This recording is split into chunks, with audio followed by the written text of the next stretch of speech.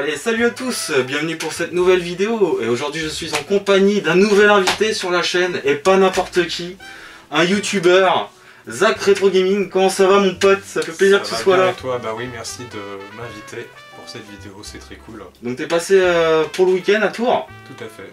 Et voilà, ça fait quelques temps que je te suis sur ta chaîne.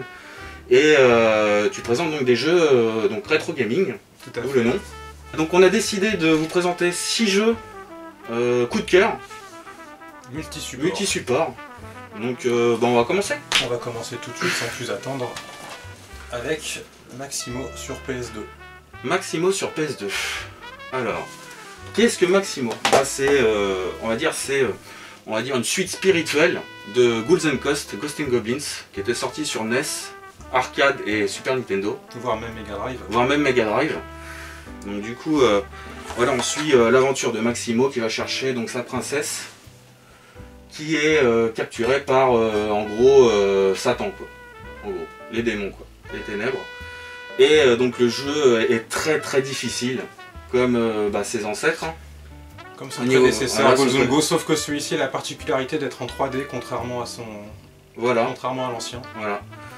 Et donc très très compliqué, très agréable à parcourir. Il y aura différents univers comme donc les marécages, la partie enneigée et tout ce qui est château, forteresse. Et le bestiaire est très très varié. C'est très agréable à parcourir comme jeu. Mais voilà, c'est très très frustrant aussi, quoi. Tellement que la difficulté est super élevée. Très importante. Voilà. Et vraiment voilà, si vous aimez donc le challenge et l'esprit hanté, horreur un peu et puis machiavélisme, ce jeu est vraiment fait pour vous, quoi. Maximo, c'est un très bon jeu. Il y a un 2 qui est sorti, Army of Zin, qui est un peu plus simple franchement que le premier. Il est moins frustrant et plus agréable à parcourir. Là vraiment on va falloir s'accrocher pour aller jusqu'au bout. Là en termes de challenge, il y a vraiment de quoi faire et puis c'est du Capcom, c'est une valeur sûre. Voilà. Donc il y aura différentes compétences à acquérir au cours du jeu. Différentes armes, des boucliers avec des pouvoirs. Et voilà quoi, le jeu est assez long dans l'ensemble. Ah bah, il est même extrêmement long. Oui. Ouais, il y a bien 15-20 heures de jeu. Ouais, 15 bonnes heures. Après 20 heures si on a un peu de mal, si on bloque sur certains niveaux, quoi. Donc voilà, Maximo, un jeu qui coûte pas très cher. Bon, je sais pas si on va parler de prix, mais celui-ci est très abordable. Je crois qu'il fait moins de 20 euros. Ouais, 15-20 euros c'est plus maximum, 10-15 euros. Ouais. Et ça c'est une valeur sûre les copains. Maximo, si vous connaissez pas, bah allez-y les yeux fermés. Franchement, allez-y les yeux fermés. Après, voilà, faut aimer le challenge. Si vous n'aimez pas le challenge, oubliez. Ça c'est clair et net, quoi. Mais bon, toi tu connais, hein, Zach, hein, le challenge. T'aimes bien le challenge, hein. J'adore ça. Parce que Zach, à savoir qu'il fait des One Life et des One CC sur divers jeux, hein, 8 bits, 16 bits, même 32 bits. Hein. Mais après, je t'avoue que celui-là, il est un peu trop dur pour moi quand même. Ouais, mais tu l'as pas approfondi. Je l'ai pas encore Voilà. pensé, ouais, mais... Je pense que tu devrais le faire. Pas évident. Toi qui aimes bien le challenge, Avec le temps tu peut-être, kifferais. ouais. Après voilà, ça prend un certain temps à s'adapter au jeu, quoi. Franchement, il est assez coriace. Ouais, effectivement. Bah, moi j'ai du mal hein, pour le moment. Même au niveau des continus, il faut avoir un certain nombre de pièces pour pouvoir avoir des continus, sinon tu peux pas avancer. Donc ça t'oblige à tuer des ennemis très coriaces pour avoir de l'argent. Et je crois qu'avec les pièces, tu peux acheter soit un continu, soit des vies. Voilà, c'est ça. Hein. Voilà. Ou par exemple un cœur en plus de santé, toi, ou de voilà, des trucs comme ça. Donc les choix sont importants. Hein, l'argent est important à. Faut l'utiliser à bon escient en fait, l'argent. Voilà. Très bien. Bon, bah, je pense qu'on a Donc fait Maximo, le tour sur un très bon jeu que je vous conseille fortement, quoi, à avoir sur PS2. Même le 2, hein, le Army of Zin, excellent. On va enchaîner sur un autre support, la Master System, Ah, avec Ninja Gaiden. Ninja Gaiden sur Master System. Alors, qu'est-ce que tu peux en dire? Alors ça, moi, faut savoir une chose, c'est que la Master System, j'ai pas vraiment grandi avec. Donc c'est des jeux que je découvre au fur et à mesure. Donc j'ai connu Ninja Gaiden sur NES, sur PS3, le Sigma 2, même le Razor Edge. Mais j'avoue que celui-là m'a agréablement surpris. C'est un bon jeu de plateforme action. Un petit peu difficile, mais à partir du moment où on a les 999... Ouais, parce qu'il y a une sorte de cheat code à savoir, quoi, un code secret, enfin... en gros, tu as 999 de ki, et après, du coup, après tu l'as à l'infini, quoi. Voilà, exactement. Et si tu as les 4 boules d'invincibilité, tu le fais jusqu'à ce que tu termines le jeu. C'est ça. Et ça facilite grandement... ça facilite grandement l'aventure, ouais. Exactement, parce que si tu n'as pas ça, le jeu reste quand même très difficile. Ouais.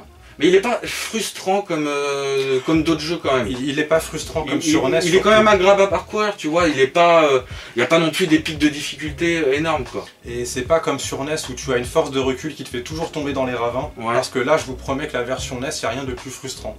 Pour un Ninja Gaiden, celui-là à côté il n'est pas du tout frustrant, il est très plaisant à jouer, mais il faudra quand même avoir une bonne dose de patience avant de le terminer une première fois. Graphiquement, t'en penses quoi? Il est sympa, très joli. Ça casse pas non plus des briques. Non, ça va, il y a pas... Mais il est pas moche, il est pas moche non plus, quoi. Graphiquement il est joli, aucune saccade au niveau des animations, non j'ai rien à dire à ce niveau-là. En plus, entre chaque niveau il y a des petites cutscenes qui accompagnent l'aventure. Tout comme sur NES d'ailleurs, voilà. Et qui sont pas trop mal faites, hein, je trouve. Hein. Qui sont pas mal, oui. Ouais. Et donc différents pouvoirs, au niveau du gameplay, différents pouvoirs. Vous allez pouvoir aussi sauter sur les murs, d'un mur à un autre. Exact. Tel un ninja. Hein. Y a quoi d'autre les combats de boss sont pas très difficiles. Non, c'est pas ce qu'il y a de plus difficile en fait. Les combats de boss sont pas très La difficulté en fait, on va la trouver dans le parcours, pendant on va dire les parcours des niveaux, quoi, en gros, quoi. Ouais, peut-être même voir les 2 derniers niveaux notamment. Ouais. Les 2 derniers niveaux. Oui, il y a le niveau de la lave là. Il y a la lave et tout là. Et le niveau de la lave aussi. Ah, il est chaud, oui, celui-là il est très très dur. Ah, ouais. Si on n'a pas l'invincibilité, justement, c'est là que c'est une grosse difficulté.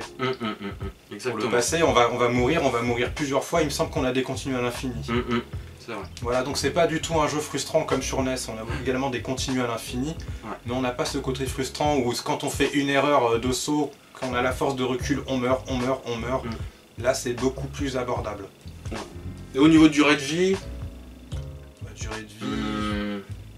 Bah après, si on est doué, on peut le torcher assez rapidement le jeu. Assez rapidement. Oui. Après, sur une première run, tu peux mettre 3/4 d'heure, on va dire. Oh, je pense peut-être même un peu plus. Peut-être un peu plus, ouais. Un petit peu plus. Je me rappelle plus trop, mais. Ouais, je pense que je tablerai plutôt sur les 4 heures maximum, hein, pour 4-5 heures. Donc. Ah ouais? À peu près. Ah ouais, tu crois? Oui. D'accord. Ok. Au moins le temps que tu passes les niveaux, que tu meurs au fur et à mesure et que tu avances dans le jeu, ouais, je pense que t'en as pour aller maximum 6 heures, quoi, grand max. Donc, à noter qu'il y a quand même 8 niveaux. Il y a marqué. 8 niveaux, oui. Et contre 6 sur En tout cas, moi j'ai un très bon souvenir de ce jeu-là. Bon, par contre, après, lui c'est pareil, hein, il y a une petite cote maintenant. Enfin, on va pas parler d'argent. Pourquoi on parle d'argent? C'est notre parler de nos. Voilà, coup de cœur. Bref, bon, vous aurez compris qu'il n'est pas accessible à tous, mais franchement, il vaut le coup. C'est un des meilleurs types de la Master System. Ouais, franchement, je pense. Exact. C'est clair. Donc voilà, Ninja Gaiden, ça aussi, c'est une bonne pioche. Et ben on va rester avec Sega, et cette fois-ci sur Mega Drive avec Thunder Force 3. Thunder Force 3, donc de Technosoft. Très très bon, hein, shoot'em up, hein. T'en penses quoi, Zach? Excellent shoot'em up, alors pour le moment je l'ai pas encore terminé parce qu'il faut le connaître par cœur. Ouais. Ça, voilà, je pense que il y a des niveaux où tu as des chemins, tu dois faire des choix et si tu prends pas le bon chemin, tu vas mourir. Alors au début on te propose plusieurs planètes. Exact, bah, comme pour commencer ton aventure, on peut choisir le niveau qu'on veut. Voilà, pour commencer ton aventure, tu as le droit à plusieurs planètes, différents environnements. Et après on va t'imposer les autres planètes par contre.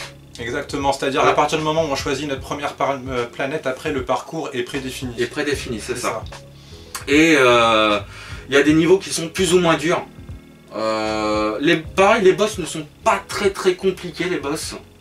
Dans ce jeu. Et les musiques sont excellentes. C'est plus les niveaux qui sont compliqués. Hein. Et les musiques sont magnifiques. Et les musiques sont vraiment à ta basse. À l'instar de Elemental Master qui était également sorti en 1990 par la même société, Technosoft, les musiques sont vraiment excellentes. Ouais, c'est au niveau du bruitage, des musiques, l'ambiance elle est vraiment au top. Et en termes de difficulté, je dirais que c'est un shoot'em up qui est largement abordable hein, comparé à d'autres shoot'em up de la bêta qui peuvent être très difficiles comme par exemple Truckstone. Guy Ares, Eliminate Down. J'en ai pas d'autres en tête là, mais oui, déjà ça c'est pas mal. Ouais. Et les boss sont quand même assez charismatiques. Hein. Ils sont imposants, les sprites sont assez gros. Hein. Comme le dragon là qui crache du feu. Le premier boss, c'est vraiment le premier niveau, ouais. Voilà, mais il se torche rapidement. Peut-être que je mettrai une petite miniature pour un screenshot pour voir le jeu, quoi, le boss, mais ouais, imposant les sprites. Hein. Mais en tout cas, jeu exceptionnel. Après il y a de la distorsion aussi dans certains niveaux. Oui. Genre des flammes, Les flammes, et tout, ouais. qui se tortillent dans tous Ça les c'est sens. le deuxième niveau, oui. Ouais. D'ailleurs on le voit ici sur la jaquette. Ouais, exact. Rapidement, ouais. Exact. Donc, comme, je sais pas si vous allez voir. Voilà. Ouais, non, il y a des petits effets qui sont sympas. Graphiquement, pour un jeu de 90, et bah franchement, il fait pas le figure, quoi. Ouais, c'est un bon petit shoot. Ouais, ouais. Et puis bah après, il y aura le 4 qui va envoyer du lourd, du bois. Hein. Graphiquement, il va y avoir un 4 tout fou. Non, celui-là je l'ai pas encore fait. Tu l'as pas fait? Non, je l'ai pas encore Ah testé, bah, je l'ai pas encore fait. Ça sera une sacrée Ça va découverte. être une bonne surprise, Ah ouais, bon, bah, franchement, tant tu mieux. vas voir. Après, les musiques sont peut-être un peu moins transcendantes que le 3. Mais graphiquement et le gameplay, Ça met une claque. Ouais, c'est du bonheur. Donc voilà, Technosoft, ça c'est pareil, durée de vie, si tu le maîtrises bien, tu peux le finir en une demi-heure. Après, pour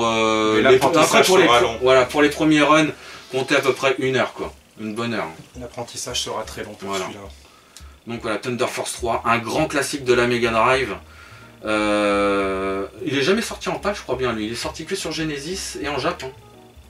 Je ne sais pas, peut-être. Je crois bien. Hein. Bah dites-moi dans les commentaires si je fais erreur, mais je crois qu'il est sorti que sur Genesis et puis en Jap, quoi.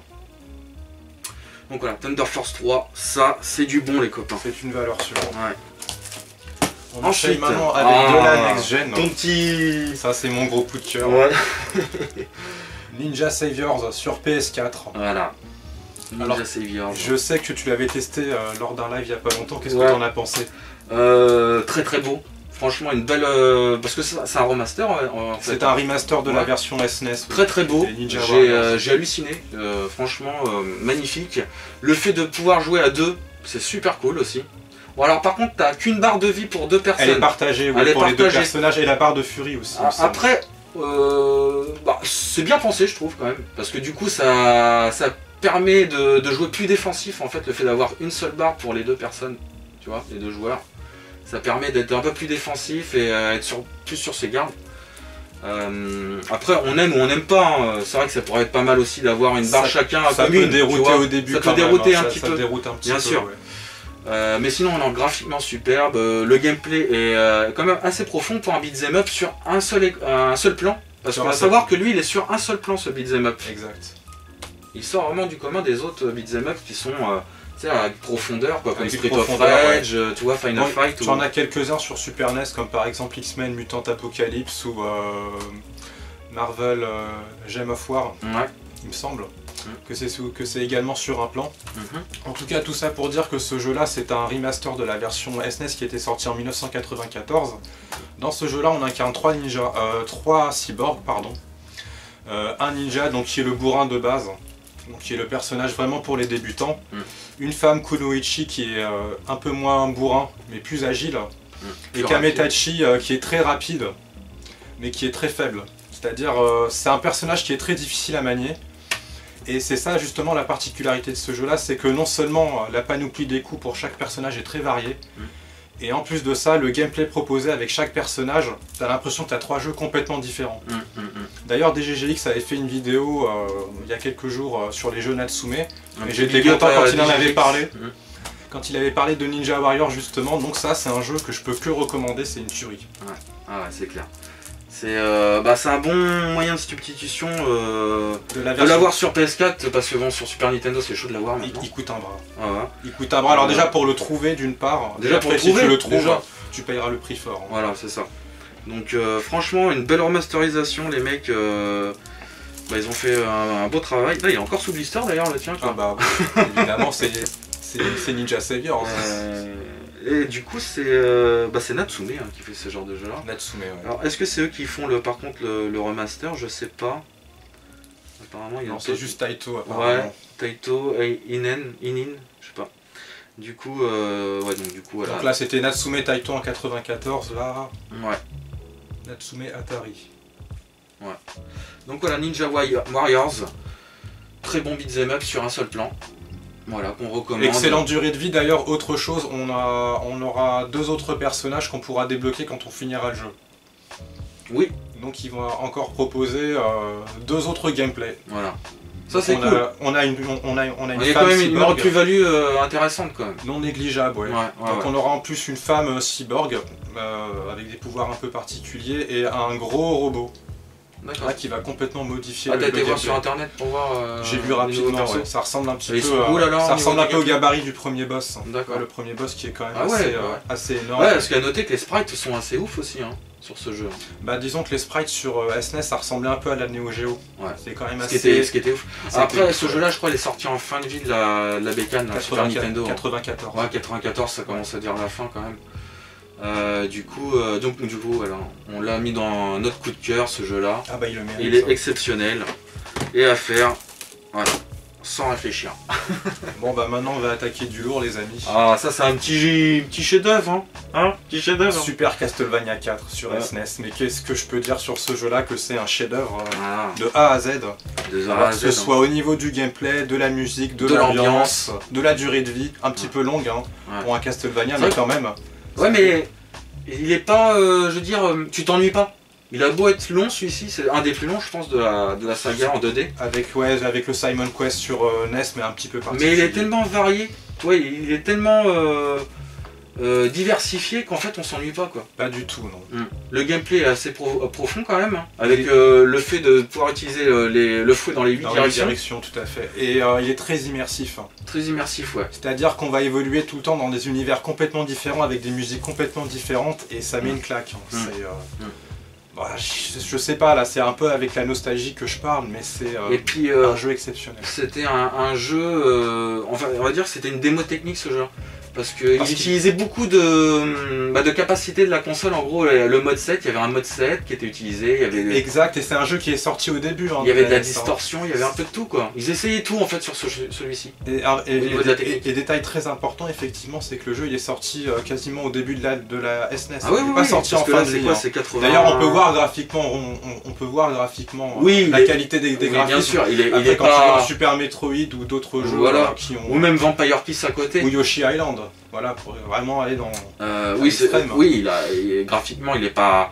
Comme je disais avec mon pote Gilles sur une vidéo Mange des pattes Super Nintendo, c'est pas une claque graphique si tu veux. On voit que c'est un des premiers jeux de la Super NES, de la bécane. Au niveau du gameplay, de l'ambiance. Et puis de l'ambiance, c'est ça. Voilà.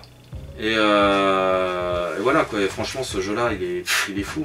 Moi j'ai passé des très bons moments sur ce jeu. Franchement il est mémorable ce jeu. Que ce soit au niveau des boss. Par contre les boss c'est du bourrinage. Ouais. Ah les boss, tu vas comme un bourrin, c'est bon, ça passe. Sauf la momie au niveau de l'horloge. Ouais, on va un petit peu compliqué. On va rencontrer la momie, le golem de pierre. Ah mais le golem tu bourrines, ça passe. Voilà. Ouais. Premier boss pareil. Bon après tu as les derniers boss là, tu as la mort. Qui est très difficile. Et Dracula aussi, il faudra un certain temps avant de comprendre ce qu'il faut faire pour le battre. Mais la musique du dernier boss, déjà, celle de Dracula, il est énorme le jeu, il est énorme. Le thème final là, face à Dracula, putain. C'est de la folie furieuse. Magnifique. Et c'est pour ça qu'on le met en avant. La musique d'intro, tout simplement. Ah ouais, de lancement, du générique, qui est ouf. Ou même la première musique, tu sais, quand tu récupères tes upgrades pour le foie et que tu commences vraiment le jeu, avec le pont-levis qui s'abaisse, c'est une petite musique de rien du tout, mais ça te met dans l'ambiance. C'est clair. Ça te met dans l'ambiance. Donc Castlevania 4, Super Castlevania 4, un petit bijou de la Super NES.